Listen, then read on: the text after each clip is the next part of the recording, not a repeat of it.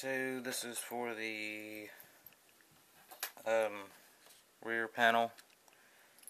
First, you just want to go ahead and remove the speakers, which can easily just kind of be pried out.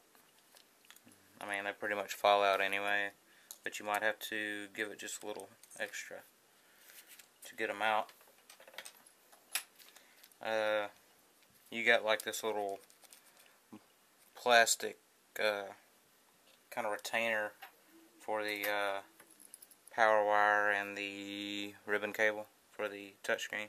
You got a couple clips on each side, and you need to hit them from the outside of the thingy.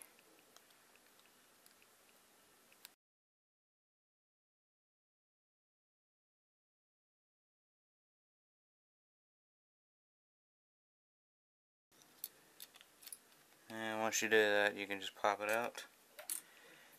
Revealing the two wires, you want to go ahead and remove the battery, which is just two Phillips head screws there and there.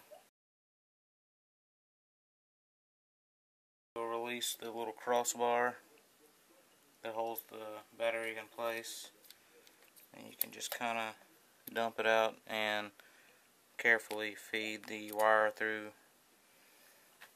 Put it to the side. Then at the top you have, I don't know what these are, but they got some little flat contacts. They just kind of, they're held in by some little, not even really held in, they just got a little pin, set pin, whatever you want to call it. And basically you can just find the best place to get, and you can pop it out.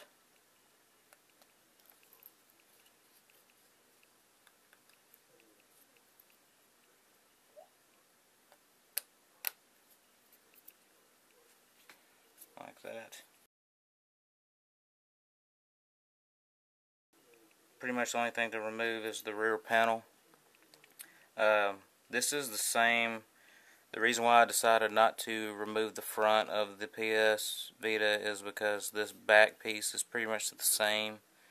It's the same material, it's held on by the same adhesive, and it can be kind of tricky.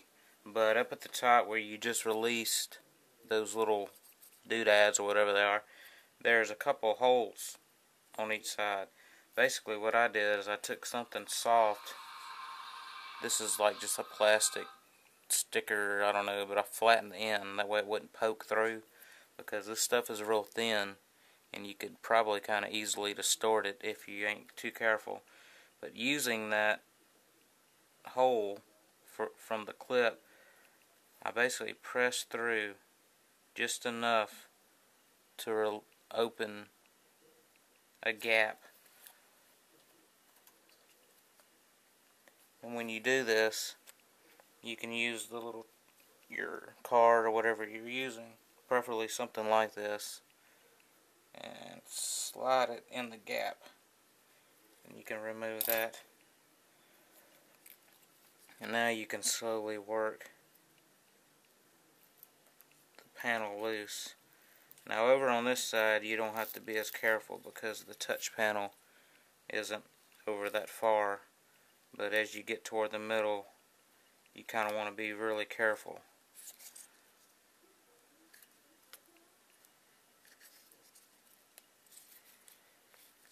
And basically, oops.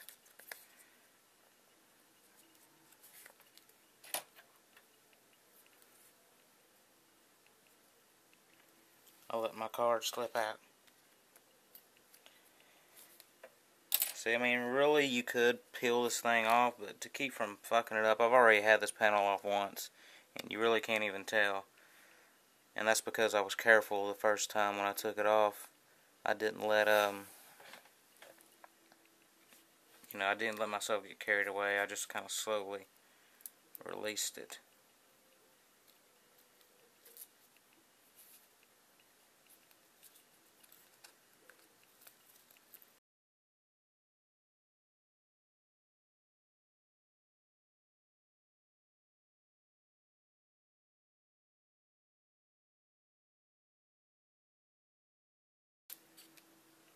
I don't know if you can tell. I'm just kind of slowly easing it in and twisting the card to break the adhesive free. Now this might be a little easier if you heat it up with, like, say, a blow dryer or a heat gun. Just don't get it too hot. But as you can see, I'm just slowly working and twisting.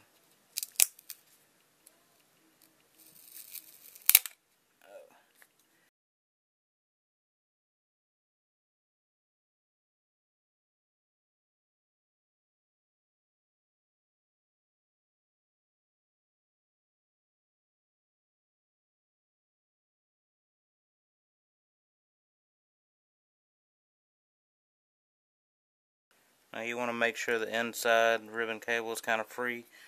It has a little controller here that kind of keeps it, or it has a little adhesive that just kind of keeps it in place when it is there. So make sure when you're removing this back panel that you don't jerk it.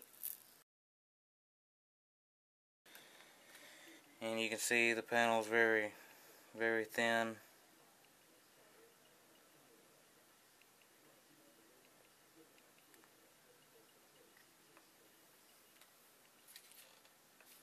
Now you see these fell.